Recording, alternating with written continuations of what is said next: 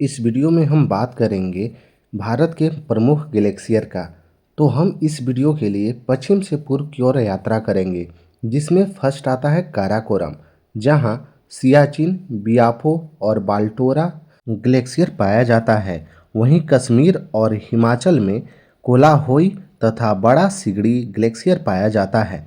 उत्तराखंड में आने पर आप देखेंगे यहाँ गंगोत्री, चेराबाड़ी, मीलम और पिंडारी ग्लेशियर को। वहीं सिक्किम में आपको देखने मिलेगा जेमू ग्लेशियर। आपको सियाचिन ग्लेशियर के बारे में अच्छे से पता होना चाहिए। ये दुनिया का सबसे ऊंचा युद्ध क्षेत्र है तथा यह लद्दाख के काराकोरम रेंज में पाया जाता है, जिसका लंबाई 76 किलोमीटर है। यहाँ से एक नदी भी निकलती है जिसे नुब्रा नदी कहा जाता है, जो सहयोग की सहायक नदी है। सबसे महत्वपूर्ण बात, यहाँ ऑपरेशन मेघदूत किया गया था, जो कि 1984 में हुआ था। यहाँ भारत का नियंत्रण है तथा यह जगह भारत के सबसे उत्तरी बिंदु इंदिरा कॉल के पास स्थित है।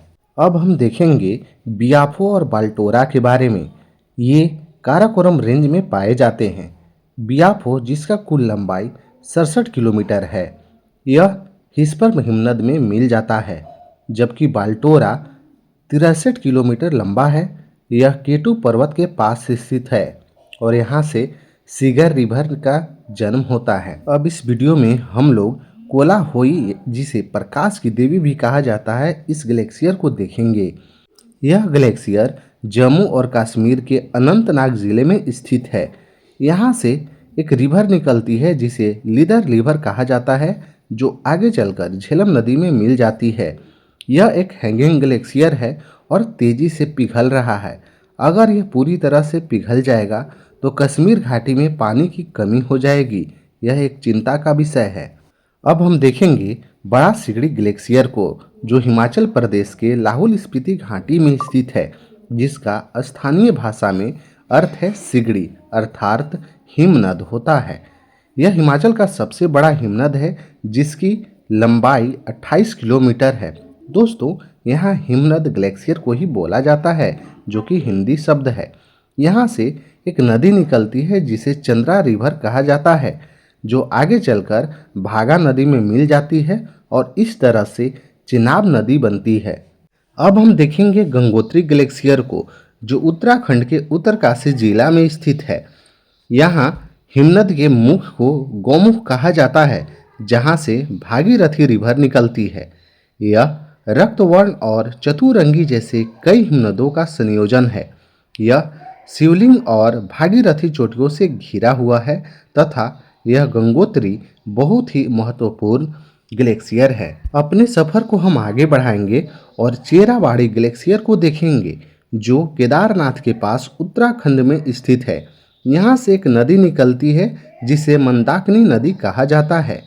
इसका इतिहास है कि 2013 की केदारनाथ बाढ़ के लिए यह हिमनद जिम्मेदार था, जब इसका एक हिस्सा टूट गया था और यहाँ पे बाढ़ आ गया था, जिससे बहुत सारे जान माल का नुकसान हुआ था।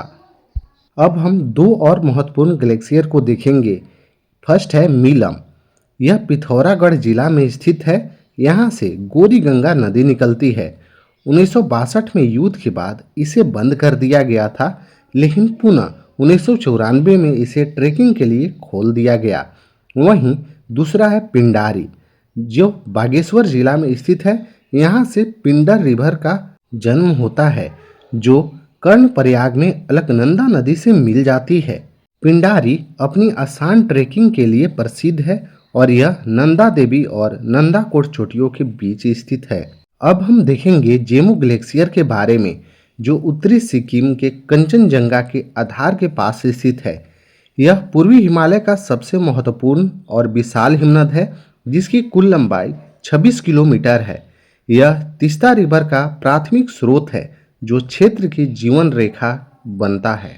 तो मैंने यहाँ एक नज़र के लिए जो है लिस्ट बना दी है। यहाँ पे आप हिमनद, राज्य या क्षेत्र, नदी स्रोत और मुख्य तथ्य को यहाँ से आप देख सकते हैं।